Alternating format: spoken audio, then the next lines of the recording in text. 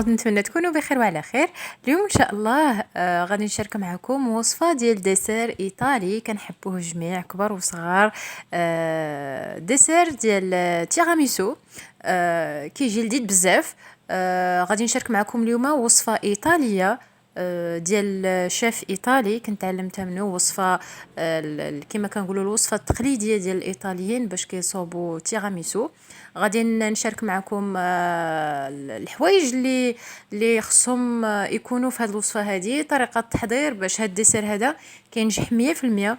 هو ديسير شويه فيه تقنيات باش كينجح، خصكم تتبعوهم، ولكن النتيجه كتجي كما كتشوفوا غزاله بزاف. ديسير بالنكهه ديال القهوه والكاكاو مع الجبن ديال ماسكاربون. نتمنى الوصفه ديال اليوم تنال الاعجاب ديالكم الصيف هذا. هذاك الشيء علاش قلت نشارك معكم هذه الوصفه هذه، لانه كيتقدم بارد كيجي لذيذ بزاف. بقاو معايا حتى الاخير ديال لا فيديو باش تشوفوا بالتفاصيل، تشوفوا المكونات وطريقه التحضير ديالو.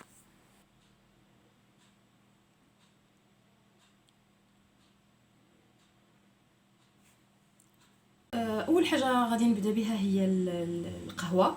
خاصني ضروري نصاوب القهوه على اتساع باش كنخليها تبرد. انا هنايا غادي نخدم بالاسبريسو، لي كابسول اسبريسو كيكونوا شويه قاصحين، النكهه ديالهم كتكون مجهده. هنايا خدمت بالرقم 13 هو اللي مجهد في هاد لي كابسول. نتوما كيرجع لكم الاختيار، بغيتو تخدموا بلي كابسول القهوه ديال لا ماشين كتكون احسن. لي كابسول كيكون النكهه ديال القهوه فيهم مجهده، ولا بغيتو تخدموا بلي كابسول خدموا بالدوغري اللي كيكون كورسي اولا كتكون قاصحه باش التيراميسو كيجي فيه النكهه ديال القهوه. ما كانش عندكم لا ماشين اولا بغيتو تستغناو على لي كابسول، تقدروا تخدموا بقهوه سريعه الذوبان، اولا تقدروا تاخذوا القهوه حبوب طحنوها وتقطروها في الكوكوت ولا في القطاره ولا في الفلتر وتخدموا بها. تقدروا تزيدوا كذلك الا بغيتوا تعزوا النكهه ديال القهوه، تخدموا تزيدوا النكهه ديال القهوه كتباع في المحلات الخاصه بالبيع ديال لوازم الحلويات. انا هنايا غادي نخدم بهاد لي كابسول.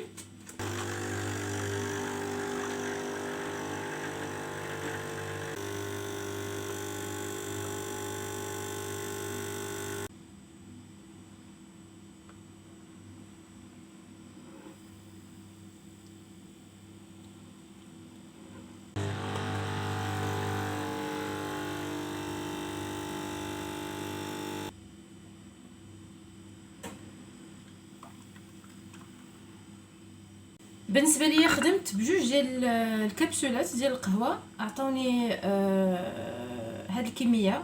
هاد الكميه كافيه بالنسبه للكميه ديال المكونات الاخرى باش غادي نصاوب تيراميسو.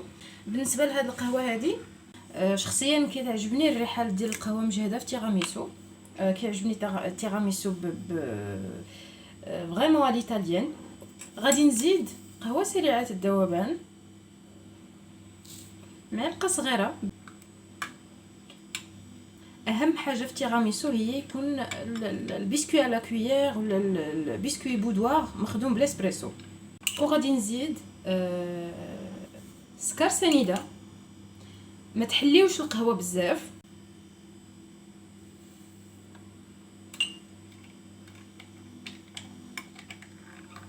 شخصيا هاد الكميه ديال القهوه كنخدمها غير ب3 المعالق صغار يكونوا عامرين ديال السكر، كيجي قياس هو هذاك. بالنسبه للحلاوه، الحلاوه كترجع لكم. بغيتوا القهوه تكون حلوه بزيت كتزيدوا كميه ديال سنيده، بغيتوا تكتفيو غير بالشكل اللي درت انايا كتجي القهوه هي حلوه وفي نفس الوقت فيها هذيك المروره ديال القهوه. ديروا غير 3 المعالق صغار عامرين. من بعد ما ذوبت السكر في القهوه غادي نخليها على جنب، وغادي ندوز باش نبدا لاباري ديال التيراميسو.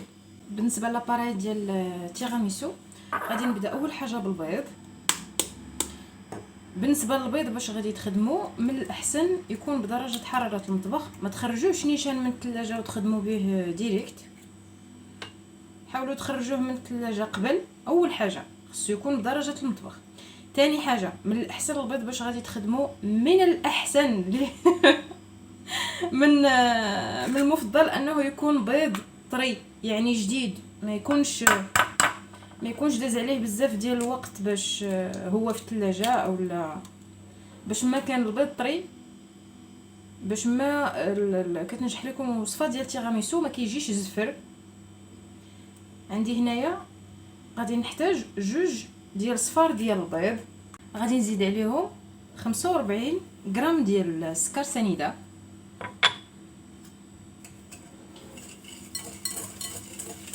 كي تزيدوا السكر على الصفار ديال البيض حركوا نيشان، لانه السكر الا طلقتوه على البيض وبالخصوص الصفار ديال البيض وخليتوه مده عاد بديتو كتحركوا البيض كيتحرق. من بعد ما كينسجموا السكر مع البيض غادي ناخذ هاد الزلافه وغادي نحطها فوق باماغي. ضروري تحطوا الزلافه فوق باماغي وتبقاو كتخلطوا حتى كيسخن البيض مليح. بهاد الطريقه كطيبوا الصفار ديال البيض وكتعاونوا الدسر ما كتجيش فيه الزفوره ديال البيض. هذه اول حاجه. ثاني حاجه كتاكلوه ما كيضركم ما والو، لانه البيض كيكون طيب، ما كتاكلوش دسر فيه البيض خضر. كتبقاو كتحركوا في الخليط ديال صفار البيض والسنيده فوق الباماغي حتى كيطيب البيض. بالنسبه للناس اللي بغاو يعرفوا كيفاش البيض كيطيب، الا عندكم ميزان ديال الحراره ديال الكوزينه باش كتخدموا غير توصل درجه الحراره ديال الخليط 65.5 سلسيوس صافي حبسوا راه البيض طاب. بالنسبه للناس اللي ما عندهمش ميزان، انا من بعد غادي نوريكم كيفاش تعرفوا بلي راه الخليط ديالكم او الصفار ديال البيض طاب مليح. كي تكونوا كتحركوا هكذا كيبان لكم البيض. اول حاجه بعدا السكر كيدوب، ما كيبقاوش الحبيبات ديال سنيده. ثاني حاجه كتعرفوا الخليط انه راه طاب ملي كتبقاو دوروا اولا تقلبوا بالفوي. ملي كتبقاو تحركوا بالفوي كيبان لكم باللي البيض كيلصق في كيتجمع من الجناب ديال الزلافه. كما كتشوفوا ملي كنجمع الذره بالفوي كيبان ليا القاع ديال الزلافه بقاو فيه دوك الخطوط ديال البيض بهذا الشكل هذا. كتشوفوا الجناب كيتقلع منهم البيض، الخليط ديال البيض والسكر. في هذه المرحله راه طاب. غادي نزيد على هذا الخليط معلقه صغيره عامره ديال الفاني ديال البوربون. ما عندكمش الفاني ديال البوربون استعملوا الفاني النكهه ديال الفاني اللي كتباع هكذاك ليكيد كتكون سائله، او لا ساشي ديال الفاني. غير هو من الاحسن هذا الفاني ديال البوربون لانه حيت مجهده بزاف ما كتخليش البيض يبان انه كاين في الوصفه وخدمتو به. غادي نخلي الخليط ديالي هنا بيد ما يرتاح. انا سبق لي وخرجت الجبن ديال الماسكاربون اولا الماسكاربوني، خرجتها من الثلاجه. هذا الماسكاربون باش غنخدم التيراميسو اليوم خدمته غير في الدار، صوتو في الدار ما شريتوش من برا. ان شاء الله في فيديو جاي غادي نشارك معكم طريقه تحضير جبن الماسكاربون في الدار، حيت كيكون غالي في السوق. اغلب الناس كيجيهم غالي ما كيشريوهش. خرجوا الماسكاربون من الثلاجه بمده، خاصو ضروري يكون في درجه حراره ديال المطبخ، ما يكونش بارد.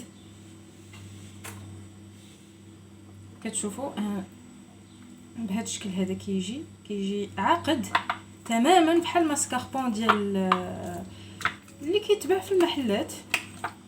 الخليط ديال البيض والسكر والفاني من بعد ما برد غادي نزيد عليه هذا الفرماج ديال الماسكاربون. هنايا خدمت ب 250 غرام ديال الماسكاربون.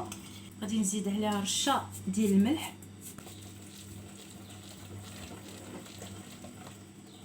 من بعد ما خلطت الخليط مليح غادي نحطو على جنب،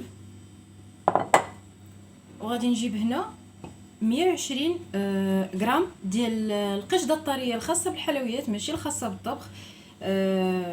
من الاحسن تكون نسبه الدهون فيها مرتفعه. غادي نخدمها سبق لي انا خديت هاد الكميه ودرتها في الفريغو مده تقريبا واحد دقيقه باش كتعاونوا الشونتيي دغيا كطلع. انا غادي نطربها ماشي نطلعها على شكل شونتيي، غادي غير نخدمها حتى ندخل فيها الهواء، ما تخدموهاش بزاف حتى تعقد بهذا الشكل هذا كما كتشوفوا. هي راها باقيه خفيفه كي كتشوفوا الكريمه في الفوي، ما خدمتهاش على شكل شونتيي حتى تعقد. لا، الكريمه ديال التيراميسو ما خصهاش تعقد، من الاحسن في هذه المرحله ديروا سباتول. غادي نزيد الكميه ديال اللي خدمت ديال لا كريم، وبداو كتحركوا الخليط هكذا غير بشويه. حاولوا ما تحركوش بجهد باش تبقى لا كريم فيها داك الهواء اللي دخلتو فيها. بالنسبه للمونتاج ديال التيراميسو انا غادي نديرو في هاد لي فيرين كيكونوا هكذا، كنفضل نديرو بشكل فردي.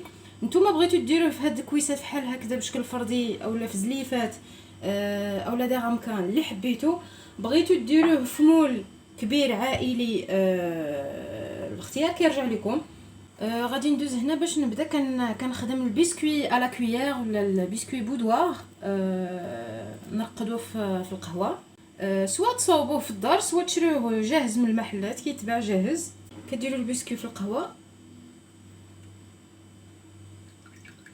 حاولوا ما تخليوش هذا البسكوي مده طويله في هذه القهوه لانه كيكون هشيش بزاف دغيا كيتكسر.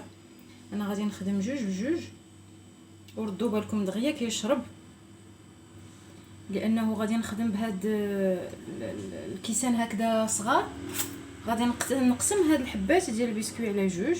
حاجه مهمه، البسكوي خصو يكون هكذا على برا رطب بالخليط ديال الاسبريسو، والقلب ديالو خصو يكون باقي هكذا شاد في راسو. ما تخليوهش في وسط القهوه حتى كيشرب بزاف وكيولي كله معجن. ضروري هاد العمليه هذه. وكتاخذوا هاد الكويسات وكتبداو تستفوا فيهم البسكوي. انا كنخدم بيدي، غسلتهم نقيين. بتخدموا بسباتول ولا بشي حاجه ماشي مشكل. ستفوا البسكوي هكذا نفس الطريقه كديروها الا بغيتو تخدموا بمول كبير.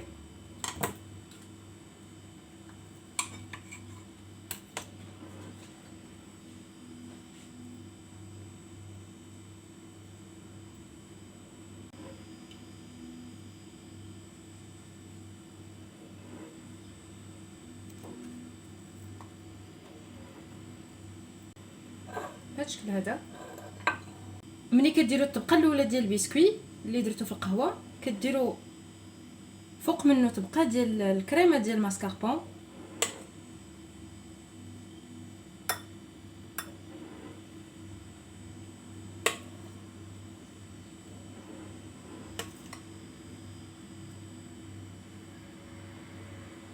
الطبقه الاولى بهذا الشكل هذا، وكديروا رشه ديال الكاكاو مر. كاكاو خاص بالحلويات، من الاحسن ما يكونش فيه السكر، رشه غير خفيفه. وكنعاود نفس العمليه، كندير طبقه اخرى ديال البسكوي على كويير.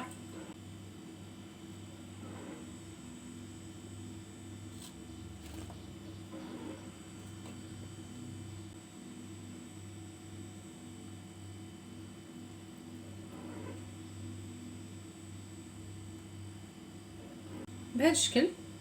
الطبقه الثانيه ديال البسكوي، وكتعاودوا تزيدوا الكريمه ديال الماسكاربون.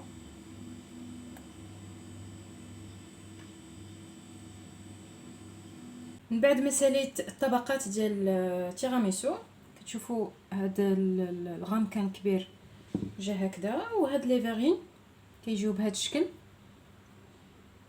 درت 3 طبقات ديال البسكوي في 3 طبقات ديال الكريمه.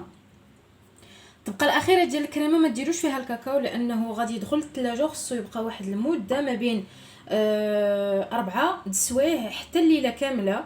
الا درتو الكاكاو فوق الكريمه في الوجه ديالها، ملي تجيو تزينوا الشكل ديالها ما غاديش يجي مليح. الكاكاو بالنسبه للتزيين ما ديروش من الفوق دابا حتى يبرد التيراميسو مليح، عاد تقدروا تزينوا به. غادي ندير الفيلم اليمونتير على الوجه ديال هاد التيراميسو. غادي ندخل لي غامكان لي فيغين ديالي للثلاجه من 4 السوايع حتى الليله كامله. بالنسبه للتزيين ديال هاد التيراميسو انا كنفضل نزينو بكريم شونتيي منكهه بالقهوه. بغيتو تخليوه هكذاك نورمال تقدروا تخليوه، بغيتو تزينوه بحال هكذا كتزيدوا من الفوق هاد الشونتيي بالقهوه، الاختيار كيرجع لكم. انا خديت هنايا تقريبا 125 مليلتر ديال القشده الطريه، نص ربعه ديال الكريم فريش، وطربتها على شكل شونتيي مع 20 غرام ديال السكر كلاصي حتى ولات هكذا عاقده. كتطربوها على شكل شونتيي حتى كتولي عاقده.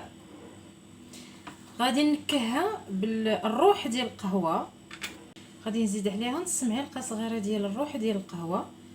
غادي نخلطها بشويه حتى كتنسجم. التيراميسو من بعد ما برد كتشوفوا انه عقد، وكنبدا نزين بلا كريم شونتيي بالنكهه ديال القهوه بهذا الشكل هكذا. كديروا دي بول ديال الكريم شونتيي وكتستمروا حتى كتساليو الكميه اللي عندكم.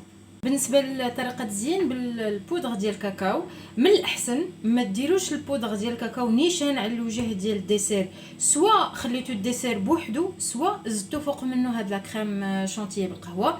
من الاحسن ديروا رشه ديال السكر كلاصي، لانه لا كريم ديال الماسكاربون ولا الشونتيي كيكون فيها السوائل، فإلا درتو الكاكاو نيشان الكاكاو غادي يذوب، غادي يقيسوا السوائل وغادي يذوب، ما غاديش يبان الشكل ديالو مليح. فمن الاحسن ديروا طبقه ديال السكر كلاصي، عاد تبعوها بطبقه ديال الكاكاو، عطيو الوجه ديال التيراميسو الكاكاو مليح. وكما كنقول لكم الكاكاو من نوعيه ممتازه، من الاحسن بهذا الشكل هذا.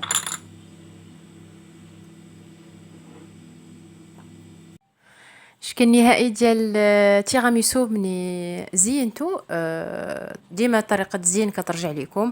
انا زينتو هنايا بحبات ديال القهوه مع شويه ديال التوت، فرومبواز، توت الكحل والتوت الازرق. الشكل ديالو كيجي هكذا، كيجي لذيذ بزاف. بغيتو تكتفيو غير بالكاكاو بوحدو اوكي. حبيبات ديال القهوه من الفوق تقدروا ترافقوه ببسكوي ديال القهوه كيكون على شكل حبات ديال القهوه. غادي نخلي لكم الرابط ديالو في صندوق الوصف، سبق ليا درت الوصفه ديالو في القناه عندي. الا بغيتو تشوفوه وتحضروه ترافقوه مع هاد التيراميسو او لا تستهلكوه، كيكون مصوب بالقهوه على شكل حبات ديال القهوه. الديسير من بعد ما كيبرد مليح كيجي هكذا، كيجي رطب هذاك البسكوي على كويير، من الداخل كيجي شارب هذيك القهوه. كيجي المذاق ما بين المذاق والنكهه ديال القهوه مع المذاق ديال الكاكاو مع النكهه ديال الماسكاربون. كيجي واحد الخليط غزال بزاف. ديسير من صراحه من احسن انواع لي ديسير في اوروبا. كيعجبنا كاملين، كيجي مليح في الصيف. ما فيها بس مره صوبوه، فرحوا به الوليدات، فرحوا برعوا راسكم حتى نتوما، علاش لا. كنتمنى الوصفه اللي شاركت معكم اليوم تكون نالت الاعجاب ديالكم، مع العلم انني شاركت معكم وصفه ديال التيراميسو ما فيهاش البياض ديال البيض، باش تفاداو هذيك الزفوره ديال البيض، لانه البيض الا ما كانتش الحراره وما قاستوش الحراره مليح كيبقى زفر هكذاك. فالوصفه اللي شاركت معكم اليوم احسن وصفه ديال التيراميسو، تقدروا تجربوها وتاكلوها وانتم مرتاحين، ما فيهاش الزفوره ديال البيض. كما ديما الا عجبكم التيراميسو اللي شاركت معكم اليوم ما تنسونيش بلي لايك لي كومونتير، شاركوا الوصفه مع الحباب فاميليا صحاب باش تعم الفائده. بالنسبه للناس اللي ما مشاركينش معايا في القناه مرحبا بكم، ما تنسوش تفعلوا جرس الانذار باش يوصلكم الجديد. وبالنسبه للناس اللي ديجا مشاركين معايا شكرا بزاف. ما بقى لي نقول لكم بالصحه والراحه، نتلاقى بكم في فيديو جاي مع وصفه جديده شهوه جديده. على بروشين، تشاو.